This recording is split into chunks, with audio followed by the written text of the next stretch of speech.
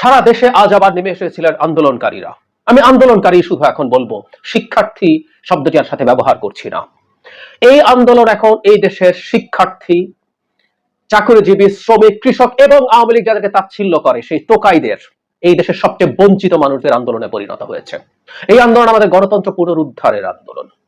আরো আমরা সহজ ভাষায় বলে ফেলি, এই আন্দোলন, এই লড়াই আরেকবার স্বাধীন হওয়ার লড়াই। আমাদেরকে পরাধীন জাতিতে পরিণত করা হয়েছে, কৃতদাসে পরিণত করা হয়েছে। ফলে যেটা হলো, আজকে সারা দেশে যে পরিস্থিতি দেখা গেল, আমার কাছে তো মনে হয় আমাদের স্বাধীনতা, আমাদের বিজয় আর খুব বেশি দূরে না। গতকাল গভীর রাতে একটা ভিডিও দিয়েছিলাম মার্চ ফর জাস্টিস যে কর্মসূচি রাখা হয়েছিল সেটার প্রেক্ষাপটে। সেখানে স্পষ্টভাবে বলেছিলাম, লক্ষণ যা যা দেখা যাচ্ছে, যেখানে মা তার সন্তানকে জেলে যাওয়ার সময় পিঠ চাপড়ে দেয়, সেই দেশের মারা সন্তানদের বাধা দেবে না, বাধা দিয়ে রাখতেও পারবে না।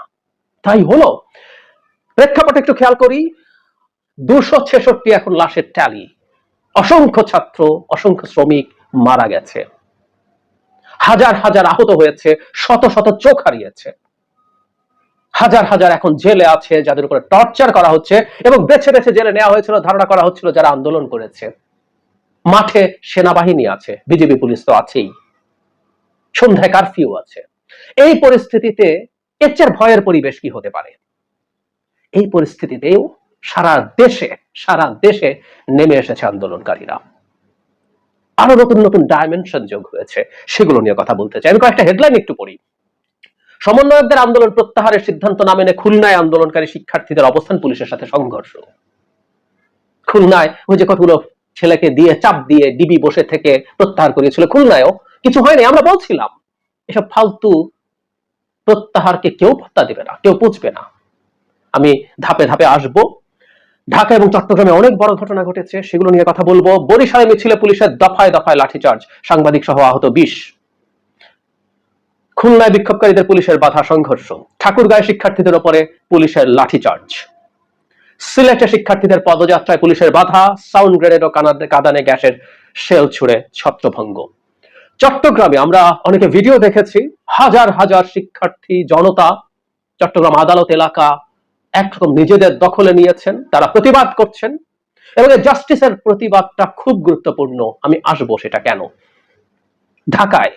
ঢাকা ইউনিভার্সিটি এলাকায় তারা চেষ্টা করছিলেন ওখান থেকে দিয়ে সুপ্রিম কোর্টে যাবেন, যেহেতু বাংলাদেশের এপেক্স কোর্ট ঢাকায়, এটা অনেক বেশি মনোযোগ পাওয়ার জায়গা। এখানে দোয়েল চত্বর ও হাইকোর্টের সামনে রাস্তায় বিক্ষোভকারীদের অবস্থান। এখানে অনেকগুলো অভাবনীয় কাণ্ড ঘটেছে। গ্রেফতার করা হয়েছিল কয়েকজনকে, সেখানে পুচকে ছাত্রী, বয়স কতই বা হবে, কি অসীম সাহস নিয়ে পুলিশের ট্রাক ধরে দাঁড়িয়েছিল। তারপর তাকে টেনে হিঁচড়ে নিয়ে যাওয়া হয়। এরপর সেখানে আসেন আইনজীবী এবং শিক্ষক সবাই এবং আমাদের সিভিল সোসাইটির অ্যাক্টিভিস্টরা। সেখানে পুলিশের গাড়ি থেকে যাদেরকে ধরে নিয়ে যাওয়া হয়েছিল তাদেরকে বাধ্য করেছে ছেড়ে দেওয়ার জন্য। অভাবনীয় সব দৃশ্য হয়েছে আজ। একটা পর্যায়ে পুলিশের ব্যারিকেড ভেঙে সুপ্রিম কোর্টের প্রাঙ্গণে ঢুকে যায় বিক্ষোভকারীরা এবং সেখানে তারা অবস্থান নেয়, স্লোগান দেয়।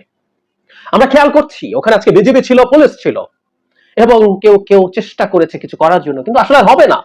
মানে এখন একটাই পথ বাকি আছে। 266 মেরেছেন, এবার আবারও বলি 266 আসলে সংখ্যাটা সঠিক না, এটা অন্তত 5 গুণ, আমি 1000 বলি। এবার আপনাকে 10,000 মারতে হবে, পারবেন? তারপরও পারবেন না। ওই কথাটাই বলছিলাম, মানুষের ভয় ভাঙিয়ে দেওয়া হয়েছে। আজকে বিভিন্ন ডাইমেনশন তৈরি হয়েছে। আরেকটা গুরুত্বপূর্ণ ডাইমেনশন আমি যোগ করতে চাই। জনাব সলিমুল্লাহ খান, আমাদের এই সময়ের একজন গুরুত্বপূর্ণ ইন্টেলেকচুয়াল, উনি আজ একটা বক্তৃতা করেছেন যেখানে উনি স্পষ্টভাবে এই সরকারের ক্ষমা চাওয়া তো চেয়েছেনই, পদত্যাগ চেয়েছেন। এই আন্দোলন এখন ওই দিকে চলে যাচ্ছে, এটা যাবেই নিশ্চিত ছিল।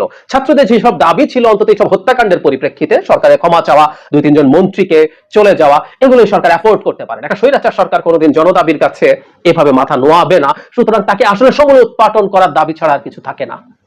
আজ যে মার্চ ফর জাস্টিস করা হচ্ছে, এটা কি এরা জাস্টিস করবে বলে আমরা বিশ্বাস করি, শিক্ষার্থীরা বিশ্বাস করে? No way. এই বার্তা দিতে যাওয়া যে আমরা প্রত্যেককে খেয়াল রাখছি। ওই যে বিচারপতি তোমার বিচার করবে যারা আছে জেগেছে, সেই জনতা কথা আছে না, সেই জনতা। একটা বিচার বিভাগ আছে, একটা উচ্চ আদালত আছে, যারা আসলে সরকারের জাস্ট একটা অঙ্গে পরিণত হয়েছে। অন্তত উচ্চ আদালত আমাদের সাংবিধানিক ভাবেও এখনো ফ্রি আছে। এইসব ঘটনা ঘটছে, এইসব ঘটনা আজকে ঘটে যাচ্ছে এখন পর্যন্ত যেসব তথ্য সামনে এসছে সেসব নিয়েই কথা বললাম। এবং শুরুতে যে কথাটা বলছিলাম, আমার কাছে লক্ষণটা খুব স্পষ্ট মনে হচ্ছে। লক্ষণটা হচ্ছে আমাদের বিজয় খুব বেশি দূরে আর নাই, খুব বেশি দূরে আর নাই। আপনি এবার কি করবেন? আবার কর্মসূচি আসবে, মানে দুদিন যায় নাই, রক্তের দাগ শুকায় নাই, সেই জায়গায় দাঁড়িয়ে যখন এইভাবে একটা আন্দোলন চলে, সেখানে দাঁড়িয়ে নতুন করে আপনি আর কি করবেন? কখনো কখনো এটা হয় যে আপনার এই ঘটনা ঘটলো, ইনস্ট্যান্ট একটা ভীতি আছে, সেই ভীতিটা কিছুদিন চললো, সে সময় সবাই চুপ থাকলো, ভীতিটা আবার কাটলো, আবার মানুষ মাঠে নামলো, কিন্তু তীব্র ভীতির সময় যেটা হবার কথা, সেই ভীতির সময় তো এসব ঘটছে। আপনি হত্যা করেছেন কেন? আপনি নির্বিচারে গুলি করে মানুষকে আহত এবং অন্ধ করেছেন কেন? আপনি এখন ক্র্যাকডাউন চালাচ্ছেন কেন? ভীতি তৈরি করার জন্য তো। পোষেন আলোচনার এক ফোঁটাও পোষেন, আমরা কথা ভাষায় বলি না, কেউ না। ভিডিওটা পাওয়া যাবে, আপনারা যে কেউ দেখে নেবেন। ওই বাচ্চা মেয়েটা পুলিশের ট্রাক যেভাবে আটকেছে, যেভাবে শাউট করছে, এবং তার শাউট একটা গুরুত্বপূর্ণ কথা ছিল, তারা দেশবাসীর কাছে আহ্বান জানাচ্ছে, আপনারা কিছু দেখছেন না, কিছু কি হচ্ছে না? আমি বলতে চাই দেশবাসী আছে, এবং দেশবাসী এনগেজড আছে, এবং পুরোপুরি সে মাঠে যাওয়ার জন্য প্রস্তুত হয়ে আছে। কি করবে আসলে সরকার এখন? মরতে শিখে গেছে দেশের মানুষ, আহত হতে শিখে গেছে এই দেশের মানুষ। এই সরকারকে যেতে হবে, এবং পদত্যাগের দাবি শুড বি এখন প্রধান দাবি। ডক্টর সলিমুল্লাহ খান এই দাবিটা এখন প্রকাশ্যে রেখেছেন, প্রকাশ্যে তুলেছেন। যত কিছু হয়েছে এরপর আসলে আর এটা হতে পারে না। এই সরকারের ক্ষমতায় থাকার নৈতিক অধিকার বাদই দেই, এই সরকার তো আসলে আইনগতভাবে ক্ষমতায় থাকতে পারে না। আমরা কোনোদিনও এই আলাপগুলো করতে পারি নাই। আমাদের একটা হাইকোর্ট আছে। নির্বাচন নামে যা হচ্ছে, নির্বাচন বাই ডেফিনেশন, আমাদের সংবিধানে যে প্রত্যক্ষ ভোটে নির্বাচনের কথা আছে, সে 14 সালে যে 153 জন হয়ে গেল, এরপর আরো যা যা ঘটলো, রাতের ভোট হলো, কোনো জায়গায় কোনোদিন কথা হয় না, জনগণের প্রতিনিধিত্ব তো কোনোদিন ছিল না। এগুলো প্রত্যেকটা বেআইনি সরকারও, শুধু নৈতিক অনৈতিক না, বেআইনি সরকার। বহুদিন কথা বলেছি, বলে গেছি, আজ সবাই বলছেন, অনেকে বলছেন, এবং এই বলাগুলো একত্র হচ্ছে, একত্র হচ্ছে। দীর্ঘদিন মানুষকে অপ্রেস করতে করতে করতে করতে করতে বোমা বানিয়ে ফেলেছেন, বারুদ তৈরি করেছেন, ওই বারুদ এখন বিস্ফোরিত হচ্ছে। একটা কথা প্রায় বলতাম, আজও আবার বলি, মনে রাখতে হবে, এটা শুধু আওয়ামী লীগ না, ভবিষ্যতের যে কোনো সরকার, এমনকি ব্যক্তি, যে কারো এটা মনে রাখা দরকার। সেটা হচ্ছে ম্যাকিয়াভেলির উদাহরণ দিয়ে বলছিলাম, যদি ভালোবাসা এবং ভয় একসাথে কারো অর্জন করতে পারেন, সেটা সবচেয়ে ভালো। আর যদি দুটোই একসাথে না পারেন, ভালোবাসার তুলনায় ভয়টাকে বেছে নেওয়া ভালো। এটা শাসকদের ক্ষেত্রে বলা হচ্ছে, প্রিন্সকে ম্যাকিয়াভেলি বলছেন। কিন্তু প্রিন্সে বলছেন, ভয় সৃষ্টি করার একটা বিরাট ঝুঁকি আছে। ভয় অনেক বেশি তৈরি করতে গিয়ে আপনি ঘৃণা তৈরি করে ফেলেন, ঝুঁকি থাকে। এই ব্যাপারে প্রিন্সকে সতর্ক থাকতে হবে। কিন্তু আওয়ামী লীগ তার হ্যাডামের জোরে, একেবারে আনকন্টেস্টেড পাওয়ারের জোরে, এবং তার বাপ বা প্রভু ভারতের জোরে, পাঠা কোদে খুঁটার জোরে বলে না, আওয়ামী লীগের তো খুঁটি ছিল ভারত, তার জোরে সে মনে করেছে সে যা করতেই থাকতে পারবে। সে যে ঘৃণা তৈরি করছে, ঘৃণা উৎপন্ন করছে, সে টের পায় নাই, বা টের পেলে সব পাত্তা দেয় নাই। কি আসে যায়, তার ভারত প্রভু আছে, তাকে বাঁচাবে না, ভারত প্রভু তাকে বাঁচাবে না, শেষ মুহূর্তে বাঁচায় না। বহু দেখেছি, কথা বলবো এটা নিয়েও। বটম লাইন, আমি দেখতে পাচ্ছি বিজয় খুব বেশি দূরে না।